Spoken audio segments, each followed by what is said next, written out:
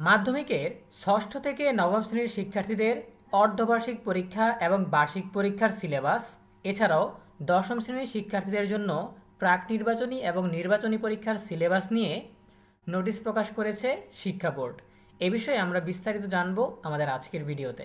শুরু করার আগেই সবার কাছে ছোট্ট একটা রিকোয়েস্ট করছি, যারা এখনও আমাদের চ্যানেলটিকে সাবস্ক্রাইব করনি তারা এখনই সাবস্ক্রাইব করে রাখো, তাহলে শিক্ষা সম্পর্কিত সকল তথ্য এবং পরামর্শ সবার আগে পেয়ে যাবে। প্রিয় শিক্ষার্থীরা, তোমরা যারা মাধ্যমিকে পড়াশোনা করছো, যশোর বোর্ডের পক্ষ থেকে তোমাদের জন্য এই নোটিশটা প্রকাশ করা হয়েছে। দেখতে পাচ্ছ গতকালকের তারিখ 20/4/2025 খ্রিস্টাব্দ। এখানে নোটিশের বিষয় হচ্ছে ষষ্ঠ হতে দশম শ্রেণীর সিলেবাস সংক্রান্ত বিজ্ঞপ্তি। এখানে কি বলা হয়েছে, এত দ্বারা সংশ্লিষ্ট সকলকে নির্দেশক্রমে জানানো যাচ্ছে যে 2025 সালে ষষ্ঠ থেকে নবম শ্রেণীর অর্ধবার্ষিক, বার্ষিক ও দশম শ্রেণীর প্রাক নির্বাচনী এবং নির্বাচনী পরীক্ষা যশোর শিক্ষা বোর্ডের প্রশ্ন ব্যাংকের মাধ্যমে সরবরাহকৃত প্রশ্নপত্রে গ্রহণ করা হবে। এ সংক্রান্ত সিলেবাস আগামী সপ্তাহে বোর্ডের অনলাইনে প্রকাশ করা হবে। সেখানে দুইটা বিষয় বলা হয়েছে। একটা হচ্ছে তোমাদের অর্ধবার্ষিক, বার্ষিক, প্রাক নির্বাচনী, নির্বাচনী প্রত্যেকটা পরীক্ষার সিলেবাস আগামী সপ্তাহে তোমরা শিক্ষা বোর্ডের ওয়েবসাইটে পেয়ে যাবে। পাওয়ার পর আমরা অবশ্যই তোমাদেরকে জানিয়ে দিব সবার আগে।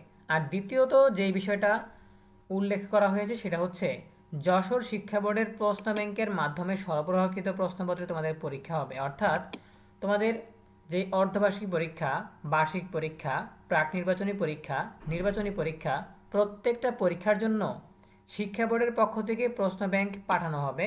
অর্থাৎ কয়েকটা সেটের প্রশ্ন পাঠানো হবে। এরপর পরীক্ষার পূর্ব মুহূর্তে বলে দেওয়া হবে যে এই সেটে পরীক্ষা নিতে হবে, তাহলে তখন ওই সেটে পরীক্ষাটা নেওয়া হবে। সো শিক্ষকদেরকে যেই প্রশ্ন তৈরি করার মতো দায়িত্বটা নিতে হয় সেই দায়িত্ব আর পালন করতে হবে না।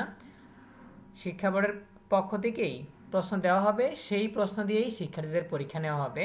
স্কুলের শিক্ষকদের এককভাবে কোনো প্রশ্ন তৈরি করতে হবে না। এখন অনেকের প্রশ্ন আসতে পারে যে এটা কি সকল বোর্ডের জন্য নাকি শুধুমাত্র যশোর বোর্ডের জন্যই।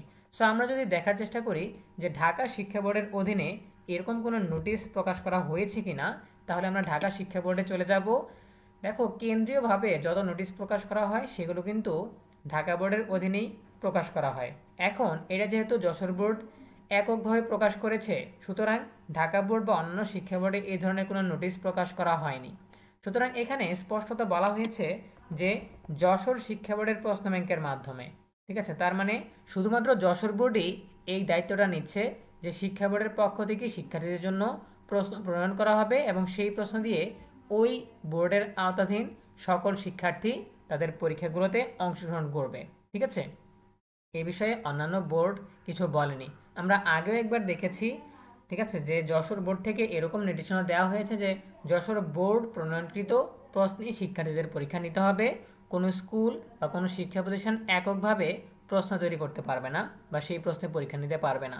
অন্যান্য বোর্ডে কিন্তু এককভাবে তৈরি করা বা প্রণয়নকৃত প্রশ্ন দিয়েই আসলে পরীক্ষা হয়েছে, ঠিক আছে। এখন আমরা ধরে নিতে পারি যে এই নোটিশ শুধুমাত্র যশোর শিক্ষা বোর্ডের জন্য। আর আগামী সপ্তাহে যেই সিলেবাস দেওয়ার কথা বলা হয়েছে সেটা দেখা যাক সিলেট যেই সিলেবাস দেওয়া হবে সেটা কি শুধুমাত্র যশোর বোর্ডের জন্য দেওয়া হয় নাকি সকল বোর্ডের জন্য দেওয়া হয়, সেটা দেখার অপেক্ষায় আমরা। যে কোনো আপডেট পেলে অবশ্যই তোমাদেরকে সবার আগে জানিয়ে দেওয়ার চেষ্টা করব। সো এ বিষয়ে তোমাদের নিজস্ব মতামত জানাতে পারো কমেন্টে। দেখা হবে পরবর্তী আপডেট নিয়ে নতুন কোনো ভিডিওতে। সেই পর্যন্ত তোমরা সবাই ভালো থাকো, সুস্থ থাকো, নিরাপদে থাকো এবং সবসময় ইএনইবির সাথেই থাকো। তোমাদের সকলের জন্য রইল অনেক অনেক শুভকামনা। ধন্যবাদ সবাইকে।